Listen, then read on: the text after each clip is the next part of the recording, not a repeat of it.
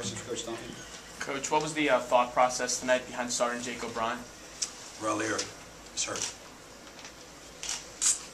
He's hurt. How do you think Jake played tonight? Did a good job. Yeah, he did a good job. He's a little different guy than Raleigh. Obviously, Jake makes shots, but he's not the same defender that Raleigh is. And we needed, in the first half, I thought they did a great job of setting ball screens. And if Raleigh is in there, we'll probably switch a lot of those. But Jake, it's hard to do it with. Anthony, it's hard to do it with. So we missed Rob. We missed him tonight, but I thought Jake filled in very, very well. Do you expect him to go in the? Do you expect him to go in the Butler game, or you don't know at this point? It's not my decision. That would be Raleigh, the trainer, and the doctor. They'll get together and they'll say, it can happen or not happen. And if he can play, great. If he can't, then we'll move on. What is his injury, Fran? Knee. Oh, knee. Yeah, it's knee. I don't know. There's rules and regulations for me to say exactly what it is, but it's a knee area injury, and hopefully it'll be okay. But I have no idea. So in the second half, you're down 9, and then Khalif kind of takes over the game for about 4 or 5 minutes to get you back in it, and then from there, is that just what sometimes he does? I mean, yeah, no question. And we talked a little bit about it. He had 6 turnovers, which is very uncharacteristic of him. He had a couple of times where he tried to force the issue a little bit, but you don't want anybody else with the ball. I mean, he's so good at what he does. So he's not only a terrific scorer, but he makes plays for others. And I thought he played well for the most part, other than the couple of turnovers. Fran, it seemed that Jake was a matchup problem for you because of his size and he can shoot from a lot of different places. Is that something you wanted to perhaps exploit a little more? Well, there was a stretch in the second half. I think Jake made 2 jumpers that he sort of semi-posted, not real deep, but 16 feet, but let's say, and he shot a couple of jumpers there.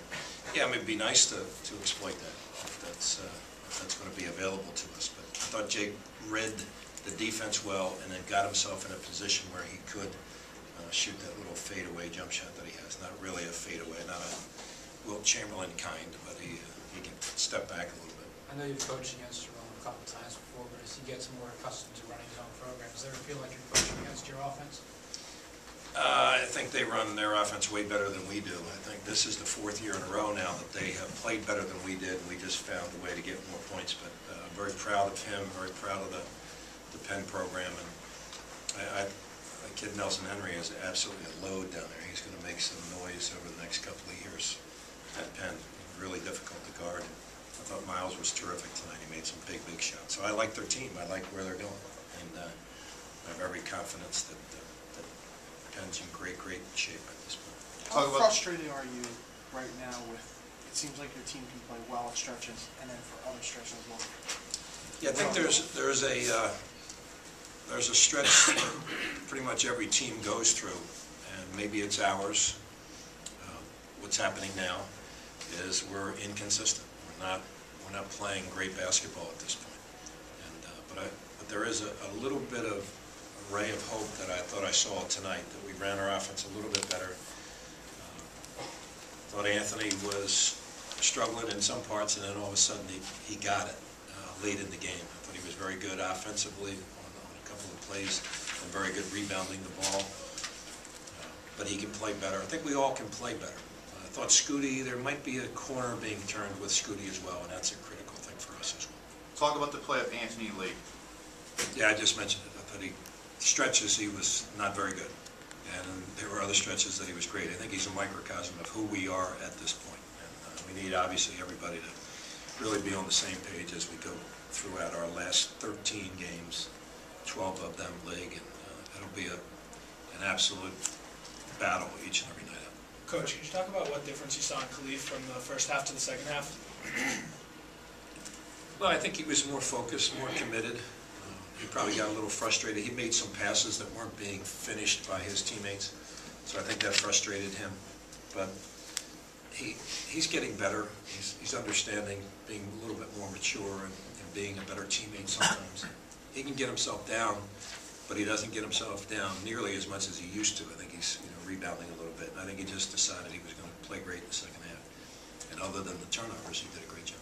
Fran, if you try to put your finger on Scooty, I know he struggled. Is he putting too much pressure on himself? Or I know he takes a lot of pride in trying to be a leader and stuff. What do you think is kind of had him going through those inconsistencies? Yeah, I think it is pressure. I think it's pressure. You just, at some point, you just got to say, I got to go out here and I got to enjoy the game. I got to enjoy the experience. And, others may be expecting all of these things from me, but I'm going to play and do what I can to make my team better. And I think, he made a big jumper in the first half.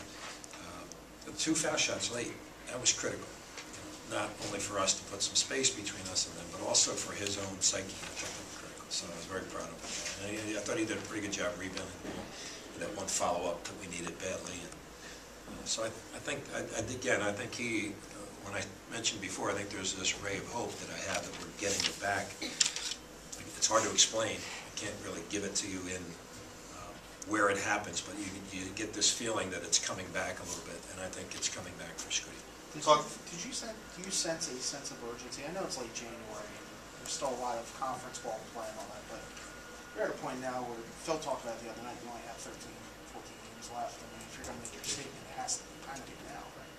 Oh, absolutely. Yeah, every game is critical, and whether it's November the 10th or it's January the 23rd or it's going to be March the 9th, every game is critical.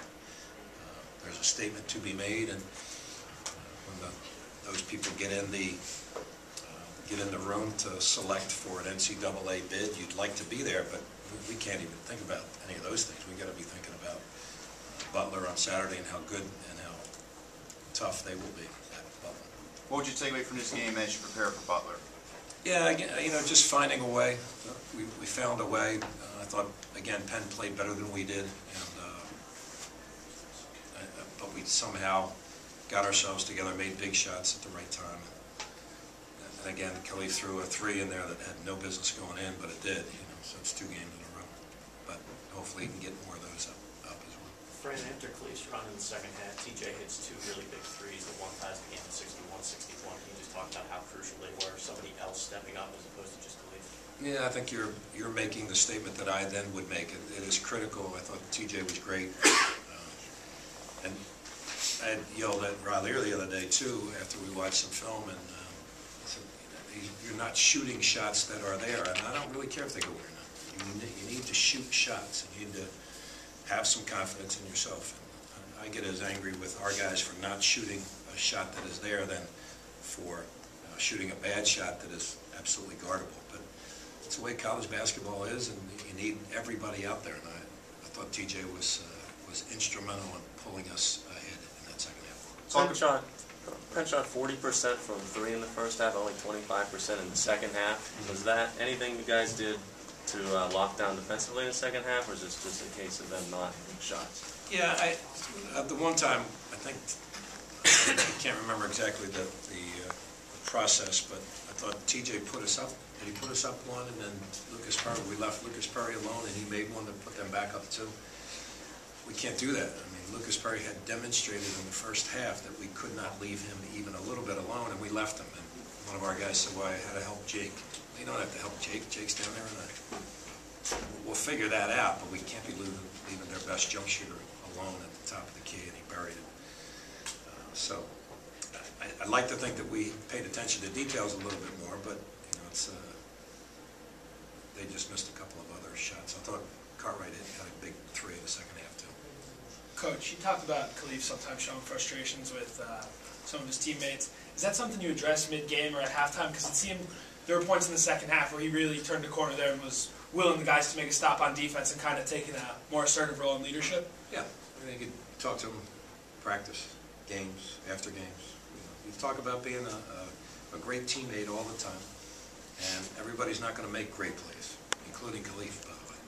He made a couple of real poor decisions out there, so we talk about that. But he's a young guy and he's getting better. And again, there's not anybody I'd rather have with the ball late in the game and make a play. Talk about the way how you closed the game out at the end.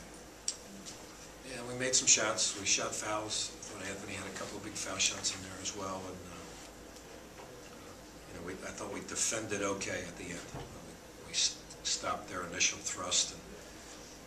But again, I thought they ran good offense. They do a really good job, and Jerome's got them playing well. And I like their chances as they move forward.